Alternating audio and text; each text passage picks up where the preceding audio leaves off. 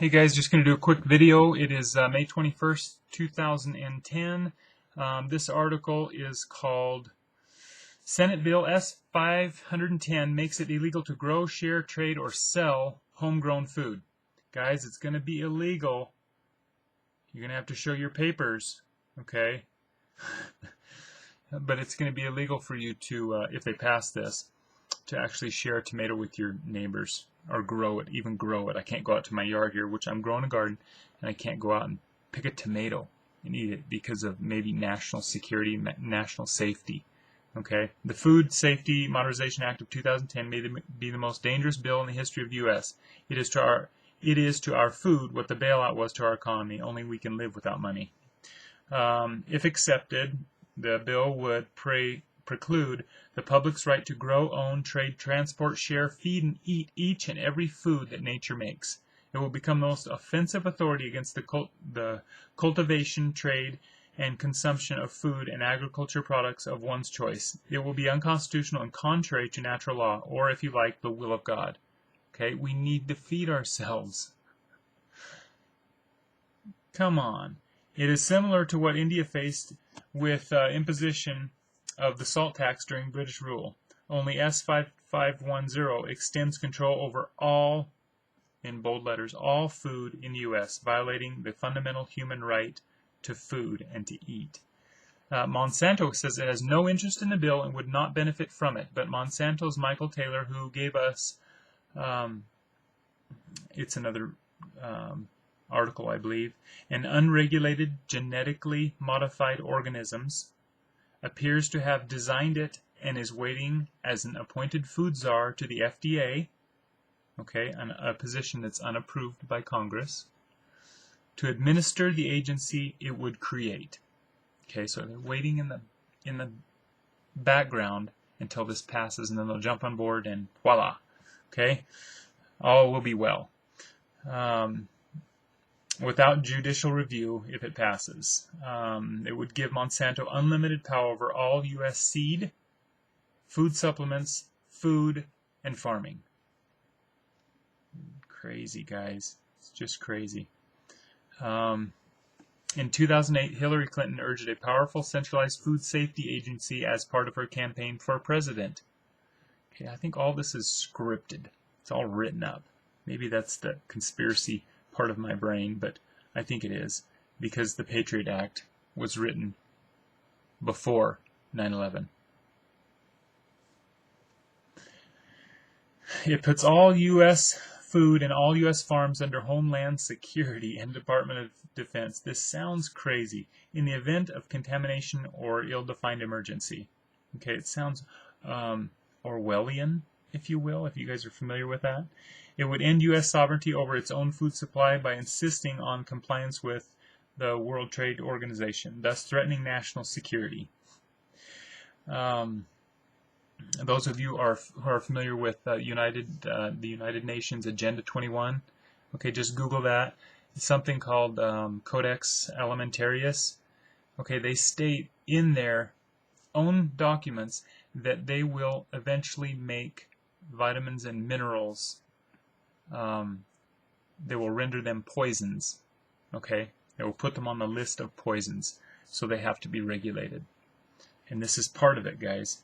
It would allow government under maritime law to define the introduction of any food into commerce, even direct sales between individuals. Okay, now in order for it to get that deep, everything has to be so tightly regulated, okay, and so interwoven that you can't, you can't sneeze without, Big Brother knowing about it, okay, and it has to be electronic. It can't be any other way. Unless you barter, okay, and do it that way, but all transactions will eventually be electronic. It would allow the government, okay, I read that one. It imposes Codex Alimentarius on the U.S., a global system of control over food. Just Google that, UN Agenda 21. It would remove the right to clean, store, and thus own seed in the U.S., putting control of seeds in the hands of Monsanto and other multinationals threatening U.S. security. Okay, Monsanto, we don't have any interest in the bill, but it's all going to go into their hands. Go figure. Okay, it includes NAIS and an animal traceability program that threatens all small farmers and ranchers raising animals. It extends a failed and destructive HACCP to all food, thus threatening to do to all local food production and farming what the HACCP did to meat production. Put it in corporate hands and worsen food safety. And that's what it does. They get it on such a large scale that safety does become an issue. But for you and I mean, come on. You have a garden in your backyard? Give me a break. It would allow the government to mandate antibiotics, hormones, slaughterhouse waste, pesticides, and GMOs. It would use food crimes as the entry into a police state, power, and control. It removes fundamental constitutional protections from all citizens in the country, making them subject to the corporate tribunal and unlimited power and penalties, and without judicial review. Okay, the courts, guys, are our last stand. The jury. Believe it or not. Last couple things here.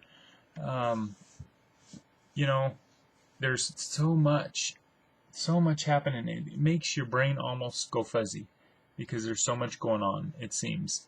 You know, with Korea, North Korea and South Korea, what they're going through, Afghanistan, Iraq, potentially Iran, the Gulf oil spill,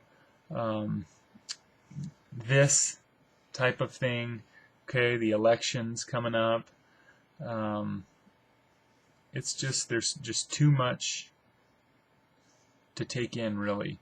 And so you got to kind of step back and take a deep breath, one article at a time, you know, but it's almost, I know it's a slow process for them to be doing this, but it's just, there's so much there, and it's being done over time, and they're implementing these things.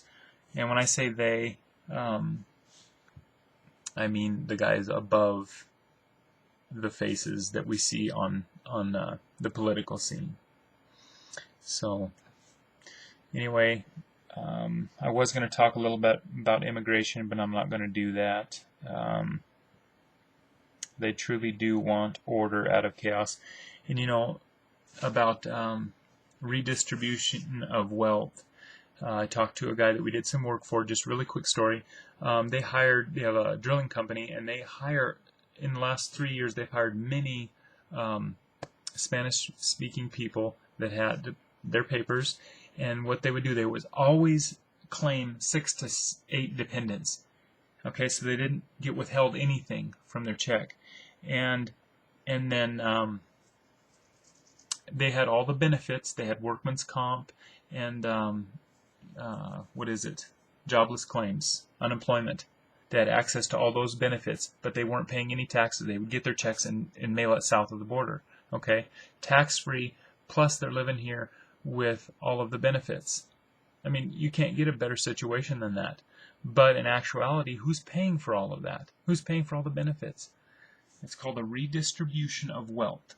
Okay, that's exactly what it is. And he said, you know, due to the downsizing, he doesn't have very many people right now, but he said that it happened almost in every instance when he hired a Spanish-speaking person.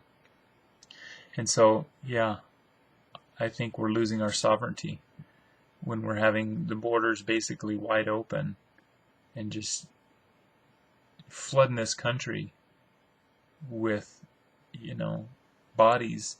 And plus our manufacturing's out too. So it's just going to be exponential, in my opinion. And then you have Congress standing up and applauding the Mexican president, Felipe. Anyway, take care, guys. Have a good night. Talk to you later.